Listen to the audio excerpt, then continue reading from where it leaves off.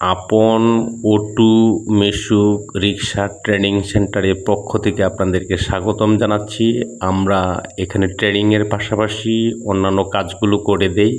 যেটি আপনারা দেখছেন, এটি একটি মিশুক গাড়ির 48 ভোল্টের মোটরটি পুড়ে গেছে।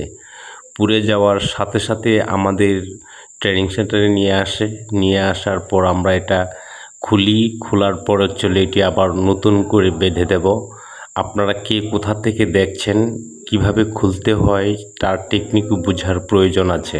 কাজ করতে গেলে অটো রিক্সা এবং মেশুকের যেই মোটরগুলো আছে একটার ধরন একক রকম হয়, ভিন্ন ধরনের হয়। সে ভিন্ন ধরনগুলো কাজ করার প্রসেসিংটা বুঝতে হবে, কিভাবে খুলতে হবে, কিভাবে আবার বাধাই করতে হবে, সে প্রসেসিংগুলো জেনে কাজ করা উচিত। এবং মোটরটি দেখতে পাচ্ছেন পুড়ে একদম শেষ হয়ে গেছে মোটরটি।